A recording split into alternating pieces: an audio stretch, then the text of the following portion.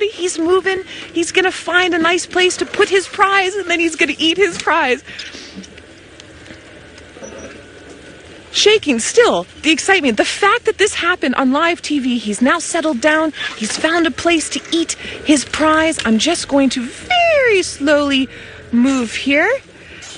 And we are going to now wait. Now we have a special magical moment that we are going to show for you now. Excuse my lack of being able to, we have a clip. We have a clip we're going to show you with Jamie. Sorry, I'm having trouble finding my words. So I think let's head on up there so that we can enjoy that while we position ourselves nicely to be able to see him eat his prize.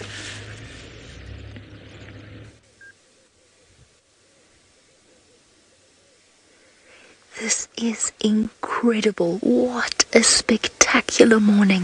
From Noel's leopard kill to one of the most incredible sightings we could possibly have. Curled up underneath some logs here in the marshy area of the Masai Mara are 3 brand new lion cubs, only a couple of days old, maybe about, I think looking at them it's hard to judge, probably only around about 2 weeks of age, and they are tucked up and curled into the grass underneath the logs. You'll hear I'm speaking really softly because they are so incredibly young, and this is just too spectacular. Remember that you're watching this happen right here and right now, live from the Masai Mara in Kenya as well as in South Africa.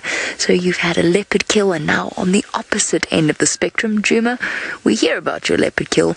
We raise you brand new lion cubs hidden underneath the logs. So Mom is not here, so we're speaking really softly. I only just managed to spot them. They're still at the age where they will remain hidden the entire time, which brings us to Justin's question about how long lion cubs are dependent on their parents. Well, to be honest, they're more dependent on their mothers than they are their fathers. Their fathers just have to keep the territory safe.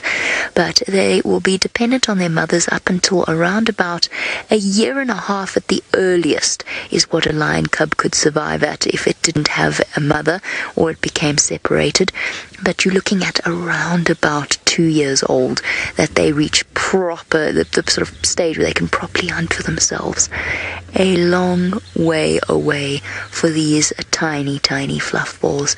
Now we're not going to stay here long. As I said, their mum's not here, so we're not going to stress them out. We are being really quiet, and we're going to move off and wait for Mum to come back and feed them. She will be coming here at this age every single morning to feed them, so we'll come back when she does and the cubs come out. Wonderful. What a marvelous morning. Let's go back over to South Africa so that James can show you some elephants and share his thoughts.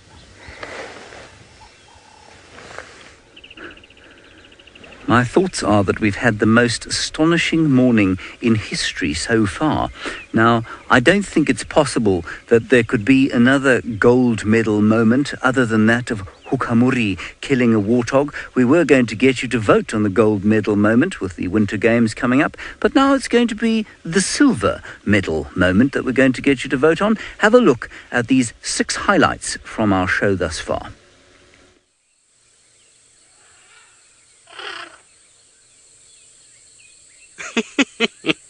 What are you doing? So they're all running around trumpeting and throwing branches and kicking and going absolutely crazy. And like I say, it's almost like a bit of a temper tantrum. Where are you off to?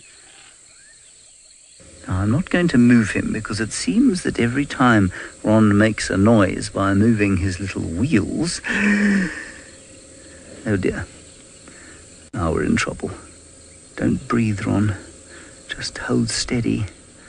Hold still. There we are. He's okay, everyone. The warthog knows that there's something wrong.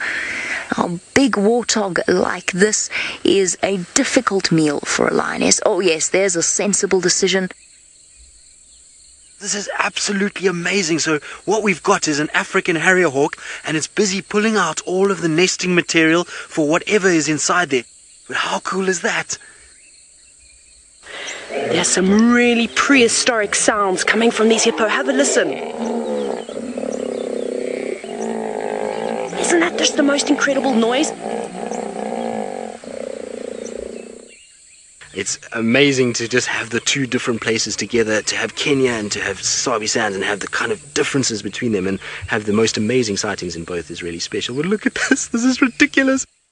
Well, those are the silver medal moments, everybody. Just to remind you of them, you can vote for them. Go to the hashtag Safari Live and then you write hashtag elephant, hashtag Ronald, hashtag bird, hashtag lion, hashtag leopard or hashtag hippo.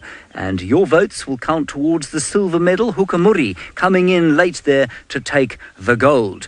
Now, just remember, the bingo polls have closed, I'm afraid, and that means you can no longer play to win the prize, which is, of course, a magnificent trip for two down to Kenya or South Africa with Nat Geo Journeys, but you can still play for fun.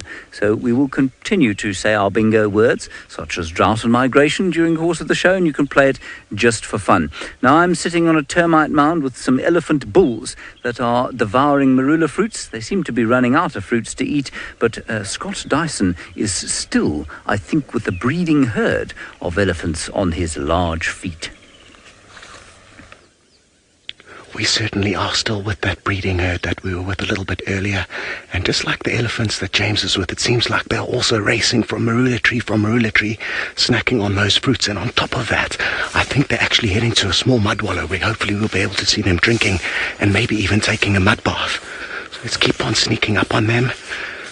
It's always tricky business, making sure that they don't detect us. And the fact that it's such a still morning doesn't help us. A little bit of wind would help us because their smell is really good, their sense of smell, but their eyesight's not great. Now, Thomas, you'd like to know what their memory is like. Is it really that good? And yes, it certainly is. Elephants live for a long, long time, about 60 years, which is far longer than most other animals out here.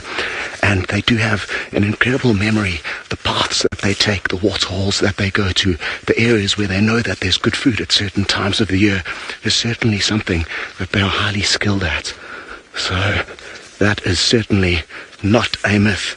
Now, I know we were so lucky to see that leopard kill live. I can't believe it. And it sounds like Brent's just got you guys into position with some lions that have already made a kill. I'm not sure what it is. Why don't you head back up to the Masai Mara and see for yourself? Well, amazing stuff back on Djuma. Now, while we were sitting with the cheetah, we heard a commotion in the distance. And these 3 lionesses of the Hammerkop pride have managed to catch a topi. Now, they've got 7 small cubs to feed. So that meat will go into milk production. Remember, this is 100% live, and this is the finale, and the animals are truly bringing it today. I mean, they are the most amazing creatures in the world. Better than any movie star, in my opinion, is the wildlife of Africa. Isn't this incredible? Cheetahs, lions, leopard kills, baby lions, lions and topi, hyenas. It's all been happening out between the Mara and Kruger this morning. Now, one thing that might happen still, and I'm hoping for, is that either the hyenas decide to come in or a big male lion decides to come steal the scraps. So I'm keeping a close lookout. There is a hyena watching, but that hyena is all on its own, so it's going to be quite difficult for that hyena to be able to steal what's left of this kill from the lions. 3 lionesses is too many for a hyena. Okay.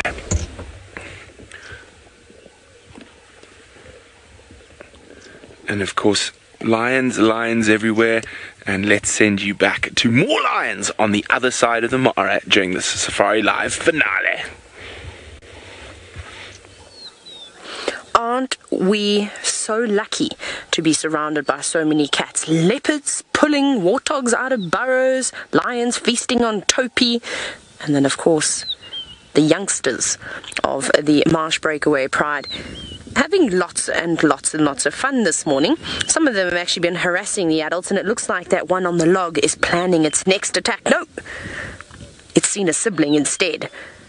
And I bet that mom is probably happy about that. Now, as we sit and we look at the lions, Rhonda, you've noticed that the lions have black ears, and you're wondering if the cubs have black ears. Just quickly, you might hear some vehicles moving around. There are some other safarians watching these lions with us. So typically, the black patch that you see on the back of their ears is a follow me sign, and lions have two different follow me signs. They've got the black patches on the back of the ears, we said, and then also the black tip on their tail, and they'll use them to communicate with one another and also follow one another around when they can't be making a noise, kind of like when they go on a hunt or through the tall grass. But luckily the grass is nice and short here. For those of you who are tweeting away, thank you so much. We are loving all your questions, but unfortunately we aren't able to get to all of them live. So Tom Staff, the president of the Columbus Zoo, is assisting us today with answering those questions. So keep on using the hashtag Safari Live to have a chat to us. How incredible is this? To watch these little ones pounce about on one another. We were sitting with them for quite some time, and I was worried that their energy levels were going to run low and they were going to stop playing. But I think they know that it is the finale today of the Safari Extravaganza, and everybody seems to be putting on their best act today.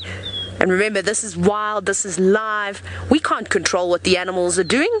So we have all been hit with the lucky stick today, which is really, really quite amazing. And with the 5 lionesses that are around, there's only one left here. The other 4 have gone off in search of something to eat. I think they're all realizing now that it's time to feed the youngsters. There's one sitting, ears pricked, staring into the distance, looking for a next target. And Tony, you were wondering which of the big cats sleep the most? I think it's the ones that we're staring at the moment. Lions can sleep up to 18 to 20 hours a day. Kind of like my brother, in fact. Almost young boys like to sleep a lot. But it's important that they do rest up, because lions are unfortunately not the most successful hunters. So the lions that Brent has, very lucky that they caught themselves a topee. I've seen many failed attempts with the marsh breakaway pride, but they're looking lean. They've got those hungry cubs. Perhaps that's going to be enough to drive them, and who knows, maybe they're going to go after the same thing that the Hukumuri male is feeding on, warthogs, because that's what they've had to start feasting on at this time of the year, when there isn't lots and lots of game around. But there they go. Right, we need to get a move on. I need to try and get close to these girls so I don't lose them in the long grass. Let's go and see some lions feasting with Brent. Well, this is not for sensitive viewers. It is a bit gory, but this is the circle of life. As I said, these lionesses have 7 little bundles of joy that they need to feed. And they are still very young, 2.5 months old. So every morsel, every mouthful of topee ensures the survival of the next generation of this pride. And a huge congratulations to Stephanie M. from Seattle, who could be seeing these scenes in person very soon. Stephanie was the winner of Safari Bingo.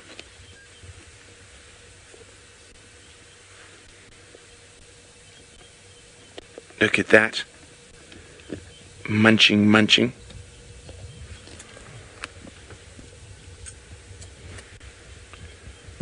Isn't that incredible? Now, I've just heard some big male lions roaring. Sounds like towards the sunrise. So I'm going to go shoot over there, see if they are going to come running in towards where these girls are. So let's go have a look there. Oh, there's a topee coming in closer.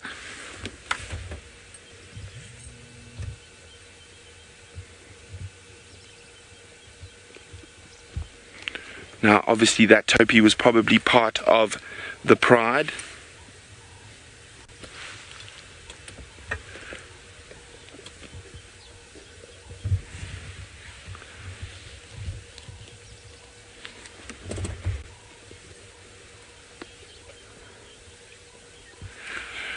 Hi, Kim. Kim is wondering, what are the main senses that lions use to hunt?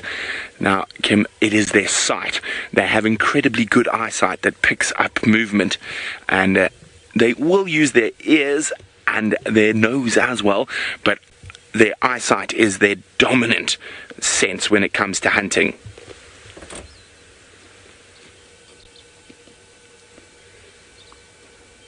Now, this topi is nearly finished, so if those males arrive, there might be nothing left to see.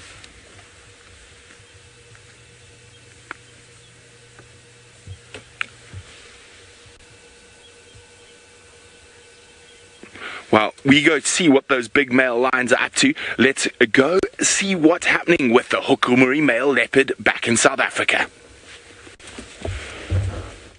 All right, everyone, we've got him. He's just over here. He's cached his little warthog kill under a bush, and he's now busy tracking down the rest of the warthogs. So I know that sighting for some of you was completely epic, and for some of you it was very difficult.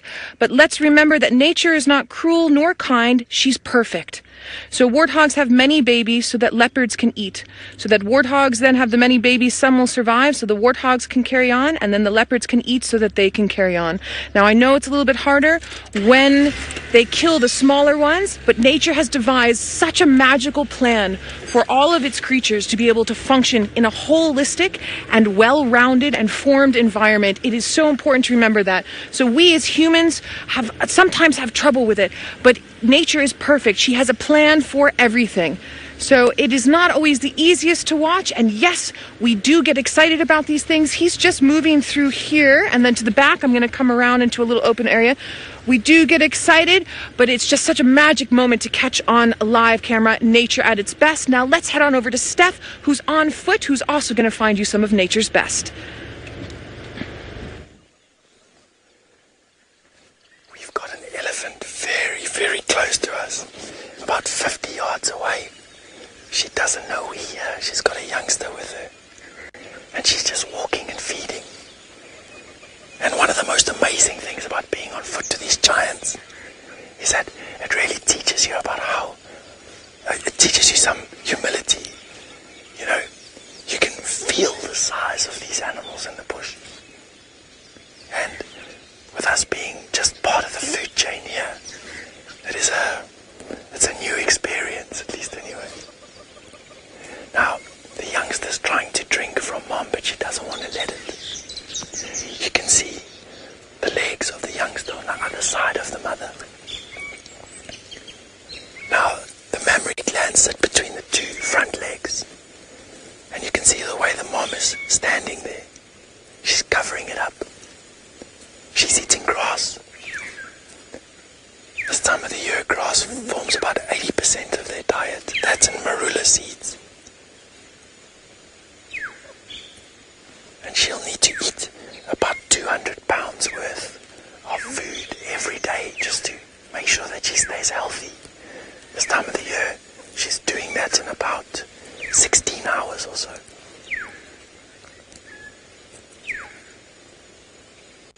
That's just magic.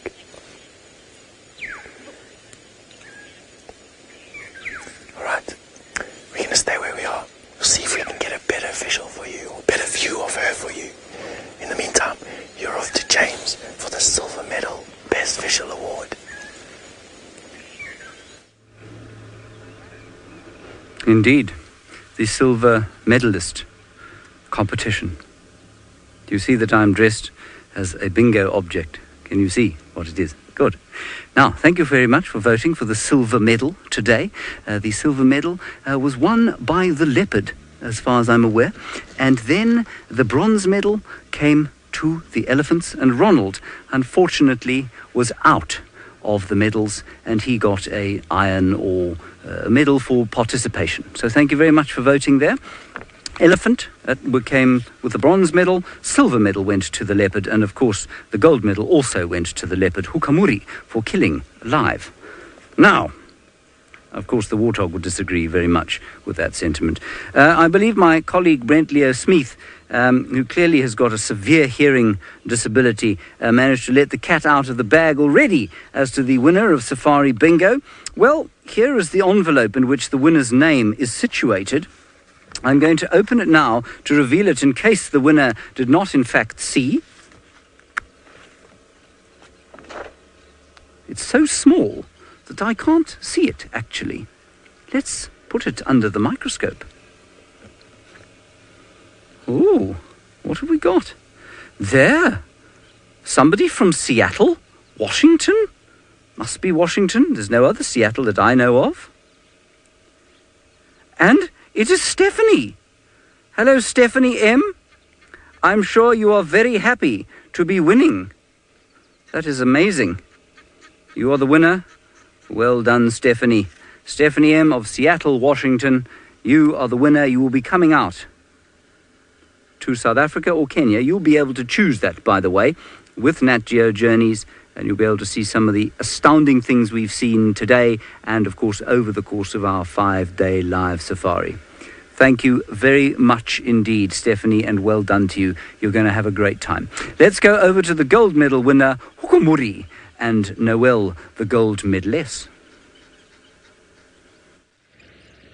Hi, everyone. He is still on the hunt for the rest of those warthogs. Stephanie, congratulations on winning a trip for 2 to Africa. That's super exciting. Now, Hukumuri is doing something we don't get to see often. That second piglet that came out, he got a little bit of a claw into, so there's a bit of a blood trail that's happening there. So that's what he's tracking. He's not actually tracking the pig itself this far. He's tracking the little bit of a blood trail. And this is not normally how leopards hunt. And the reason why he's doing this is because that one little piglet is actually not enough for him. He actually needs a little bit more. And that's why he's cached that other one underneath and then is going after these. Now, Kevin, you'd like to know, can a leopard take down a zebra? Kevin, not a full-grown zebra, but definitely a small to medium size. They can take out small giraffe up to about a year-old giraffe there. Hukumuri's rival, Tingana, definitely has done that before. And Hukumuri is traveling ever farther into Tingana's territory. Let's wait and see what happens.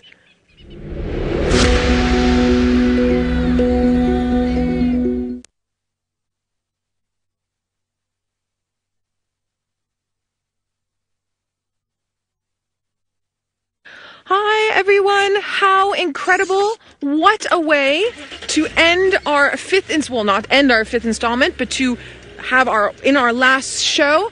I know many of you are not fans of Hukumuri. I know you're worried about Tundi and Cub and possibly Tingana being pushed out. We're on the farther reaches of Tingana's territory. We are moving slowly towards the other side, but he's not doing it now to push Tingana out. He's doing it now because he's looking for these warthogs.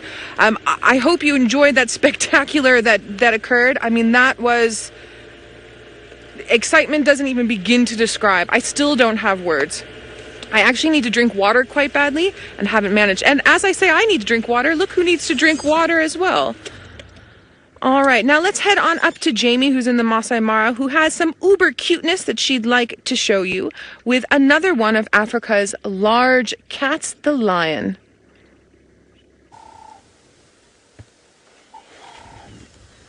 Uber cuteness indeed. So we've just come past just to check again to see if the lioness has returned.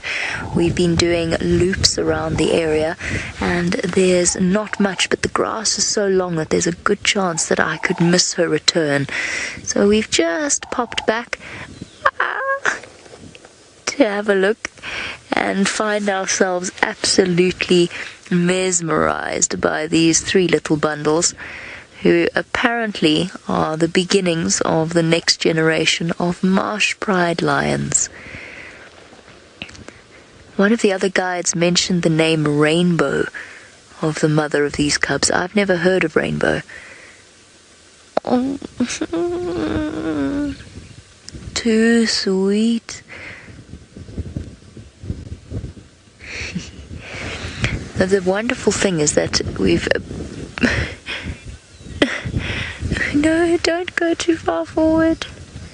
Come, little things. I'm going to leave now. You can see they're not actually bothered by us in the slightest. They're not looking at us. There's nothing to worry about. They're not afraid.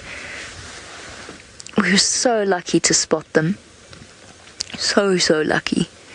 This is why we gambled on coming here. This is what we gambled for, was the possibility of these three. We knew they were somewhere in the area.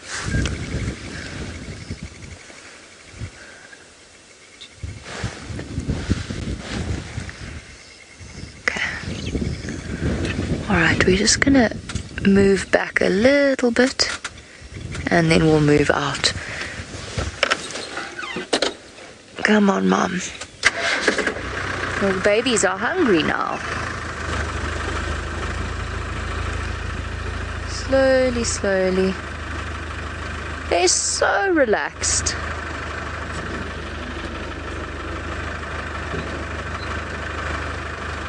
There we go.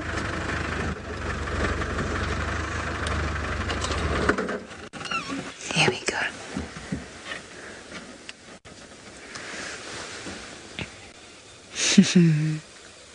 Just starting to explore their world. Very special. Very special.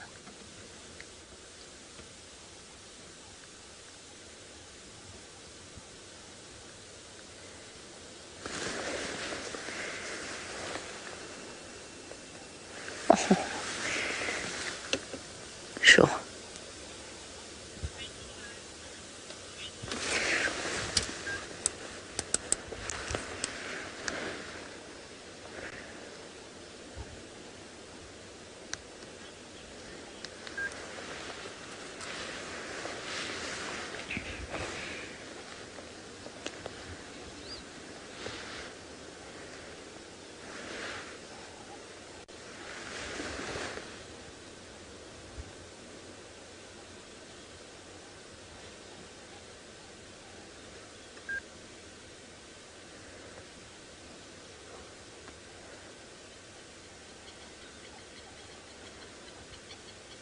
Tiny little things.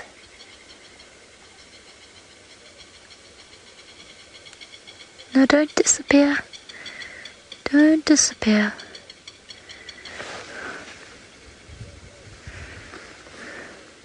There we go. It's back out again. Oopsie. You fall down. To the left. Aiden, let's come back out.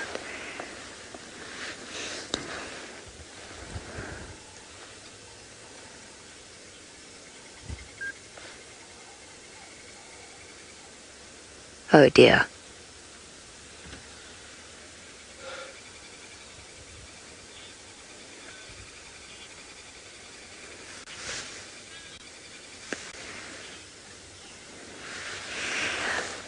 And welcome back on your live safari experience, and what a spectacular safari it's been so far.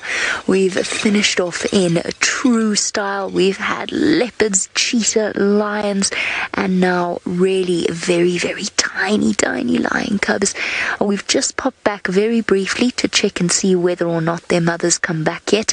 She will come back and feed them, but there's no sign of her, so she hasn't returned just yet. But we've seen the cubs coming in and out, moving around. Remember, this is 100% live, which means that you can send through your questions on hashtag Safari Live on Twitter.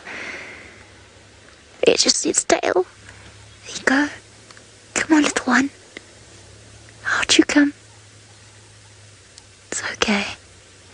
They're waking up now because this is the time where Mom usually comes to feed them. Oh, it was right there. The other little ones, you could just see the movement.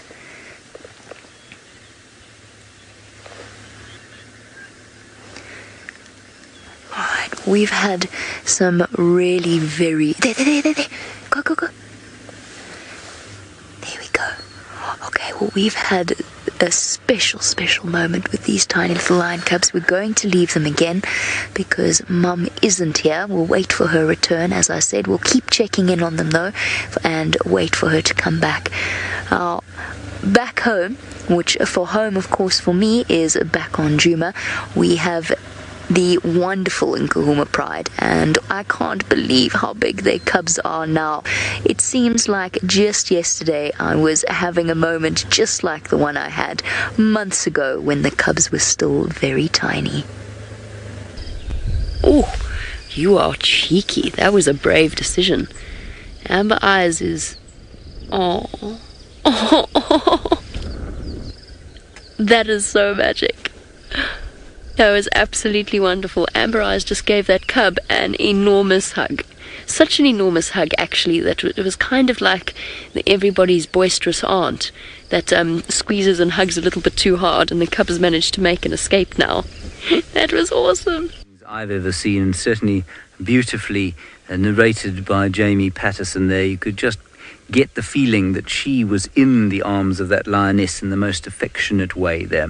Here we have elephants, I think slightly more affectionate than lions most of the time, and a little breeding herd. I just want to quickly show you at the back of the herd there. Looks like an oldish bull walking with the herd, which is very unusual. Okay, we're going to play the last in our game series, Where Am I?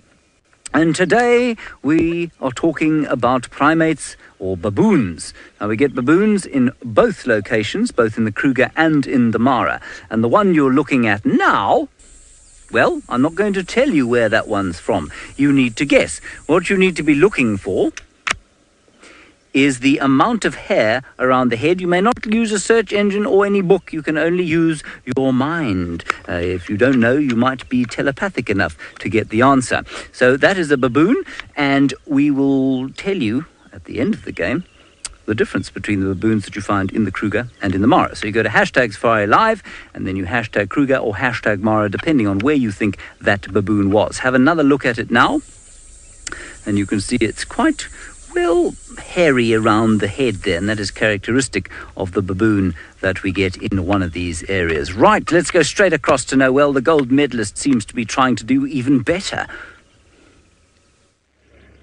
There's 3 hyenas that have popped up on the scene, and they're busy chasing Hukumuri around. Hyenas can smell blood up to about 9 kilometers away.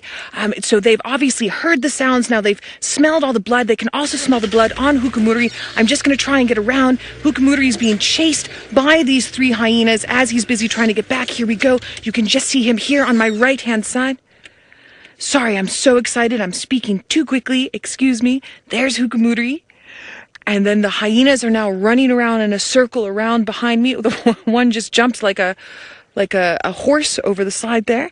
So he's now busy trying to keep an eye on these hyenas. Now there's a potential, because he's stashed that kill of his away, and he's actually far away from it, that the hyenas will leave him and run towards that kill, excuse me. And I actually think that's what might happen, because just behind me they started running away a little bit. So I think they've pushed him off, but we'll have to wait and see. It's a very difficult scenario between a leopard and those 3, especially a male leopard, and those 3 hyenas. Again, extremely exciting. Everything's calmed down now a little bit, and this is what happens in nature. You get these bursts of excitement, and then everything calms down, and then a burst of excitement, and then everything calms down. It's basically nature breathing. So I'm going to breathe as well.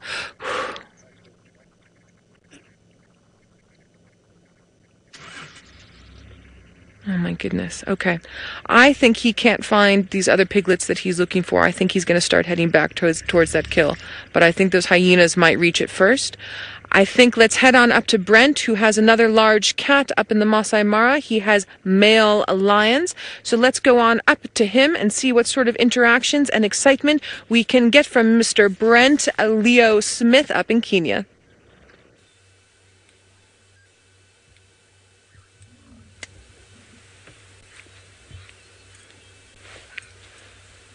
Look at this, isn't this absolutely spectacular?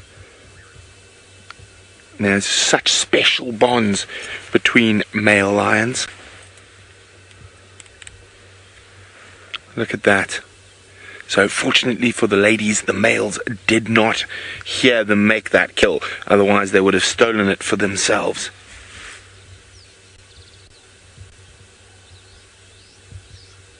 Isn't that special?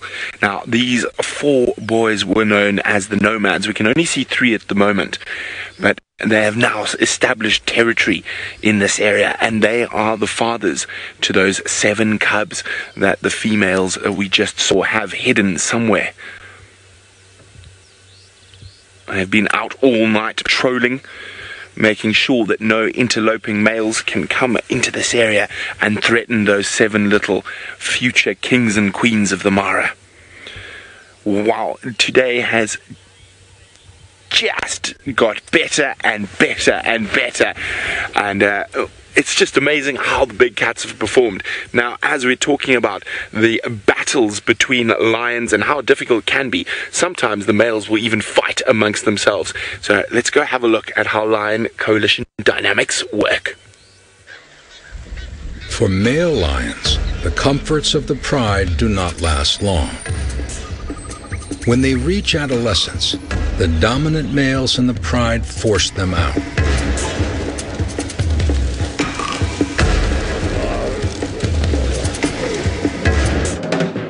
The dejected youth may then look to join another coalition. A test of strength is how he earns his spot.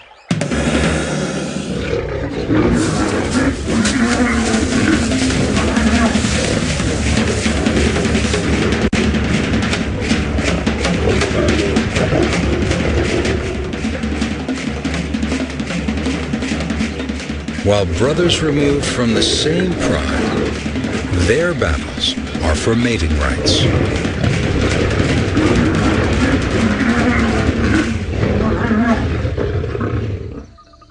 But this endless cycle of conflict and resolution has purpose.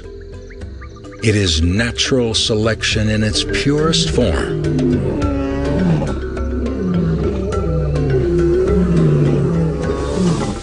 Only the strong will survive.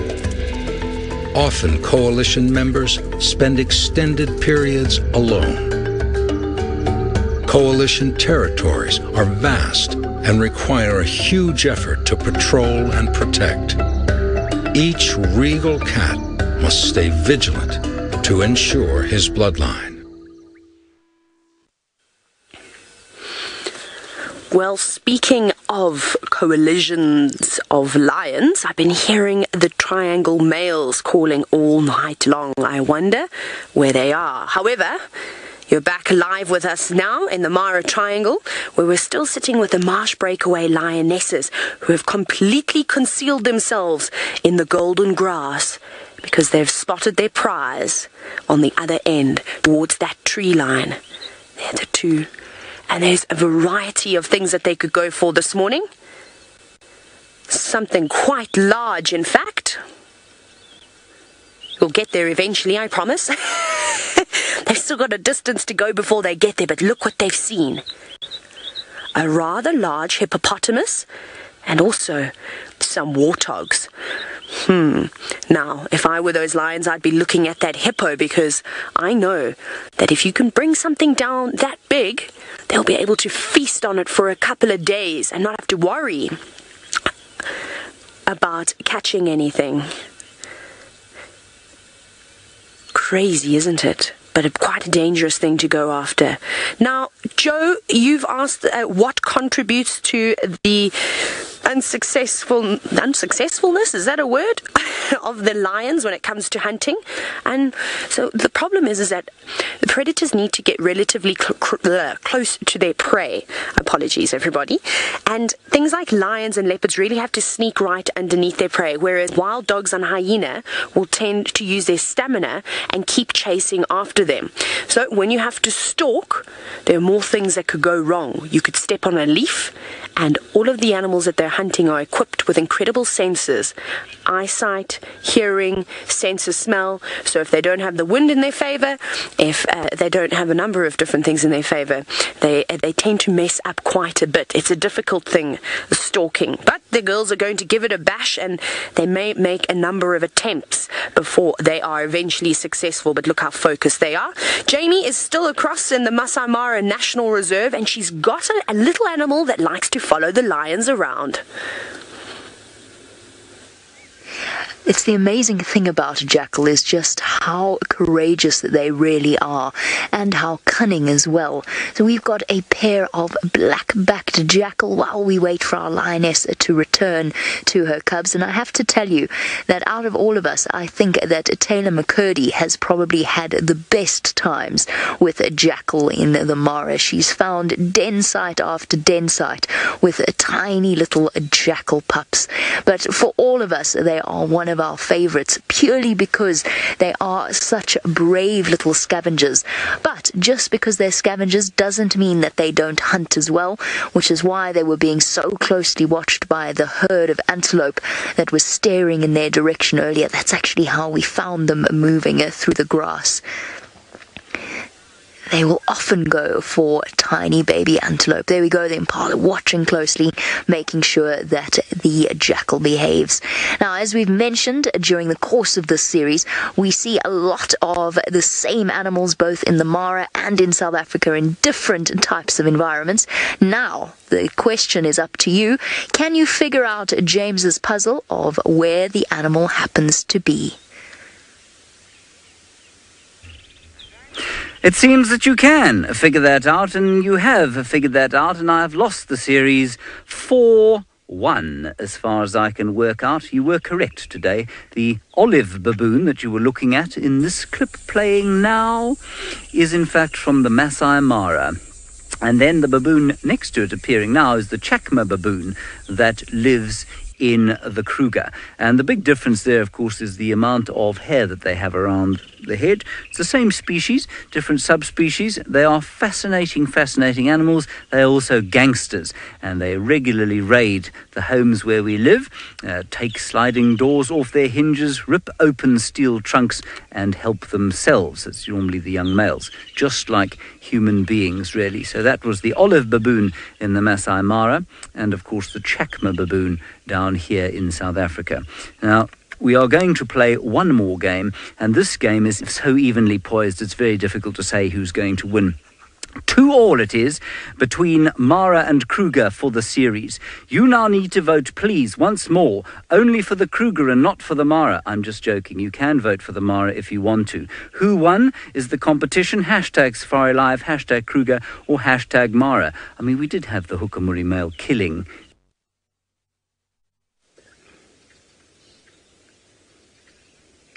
Well, I know you guys have been absolutely spoilt with the large carnivores of Africa this morning. This is one of the smaller ones, and it's keeping a beady eye on me. It's called a flower mantid, and its body is so well camouflaged and disguised to be like a flower that when insects come and land on this little bush, thinking they're going to get some pollen, they get quite the opposite. They get attacked by these raptorial front legs. They've got highly modified front legs that they use to lash out at their prey.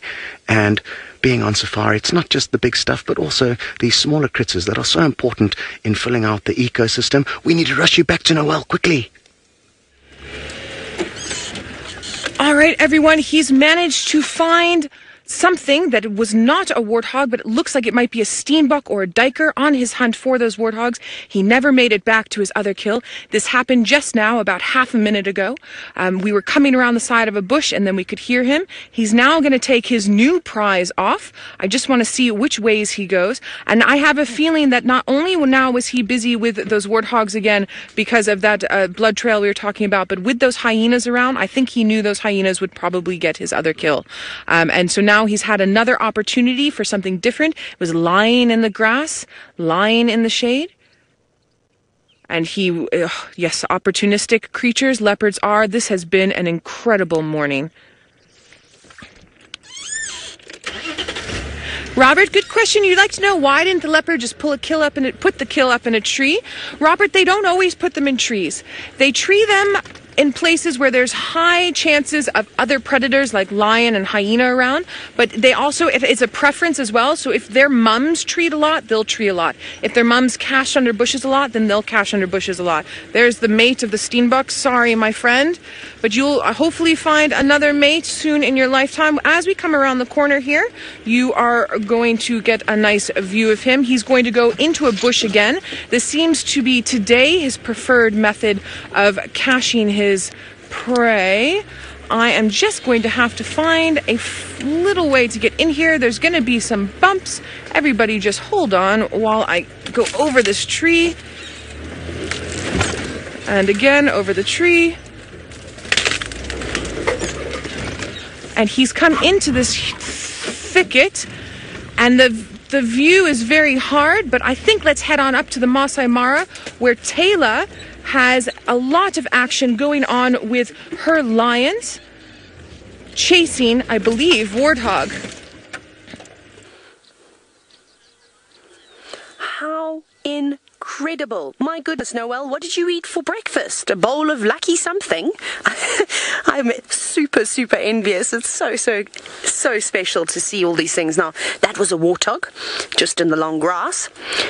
And our lions, well, that one doesn't seem to be focusing, but the others have turned their attention away from the hippopotamus and the group of warthogs that were against the forest line to one that's a much closer sight. Now, you're probably thinking, why on earth are these lions out during the heat of the day wanting to hunt?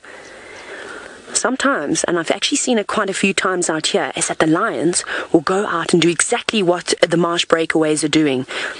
Is get out nice and early and lay low in the long grass and wait for the animals to come to them. Because warthogs have been sleeping underground. The impala probably would have been on high alert, all huddled together, listening to the roars and all sorts of other noises of the night. And they all come out and graze now. And if these cats stay nice and low, they might have a warthog graze right up to them, and then they won't have to do too much work at all except lie as still as possible and then launch themselves at the warthog. Now, Zachary, you're wondering at what age will those cubs start feasting on the carcasses? Well, they've already started eating meat. Normally, once they've been introduced to the pride for the first time, they'll typically nibble on a kill. So anywhere from about 3 to 4 months old or so. So they're feasting on flesh, but they're also, of course, suckling at the moment. It just depends on when the adults or when the lioness decides to bring her youngsters out of hiding. And now there's no need to hide the little ones around because I haven't been seeing any other big male lions within the area. The Chitwa Tembo males or the Triangle boys, which you saw on the 3rd episode, are still around here and they've been patrolling. Like I said, they've been calling all night long, letting everybody know. And that's a good sign because it means that the cubs from the Olololo pride and the Marsh Breakaway pride will be safe. Ears still pricked. And who knows what could happen because there are lots of burrows around here and I'm pretty sure there's some more warthogs that still need to exit them, and maybe that girl is sitting right next to one of those burrows. But off you go down to South Africa with Steph on bushwalk and the tallest mammal of them all. We have got the tallest mammal. Aren't we lucky today? This has just been an absolutely jam-packed, action-packed day this morning. And to top it all off, I get to walk into a big bull giraffe. Now, that giraffe is so big that I could walk underneath his belly without touching the top of my bald head. Just have a look at that. He's standing about 50 yards away, watching us. Beautiful male giraffe. I know that because his horns are very robust and they don't have a fluffy covering on the top. Now, he stopped eating to watch us, but the fact that his ears are swiveling around, looking around at other things, means that he's not bothered about us at all. Now, those lions that we've been watching the whole day would dearly like to make a snack of this giraffe. In this particular area, giraffe are not caught that often, but 50 miles away, I haven't seen a giraffe in years. Lions there have become very adept killers of giraffe. And you wouldn't think with something this massive, looking at 1.5 tons of animal, with the hardest kick in the animal kingdom. Now, Charles, you'd like to know if a giraffe are migratory or do they wander or they're territorial? To be honest with you, they have a home range, which means that they don't defend that home range against other males, but they do wander quite wide. Male giraffe like this will wander after females who are doing the same thing in their home ranges. So sometimes we see giraffe, sometimes we go weeks, even months without seeing giraffe. At the moment, we've just got him. I do expect that there'll be a few females around, these giraffe normally from one to another. Alright, we're going to go over to James quickly, who's going to close the show for us and also give us the answer to our question. Well, the answer to the not so much question, but of course the competition, the series of who won the series is... Are you ready for it? Can you hear the excitement in my voice? Kruger.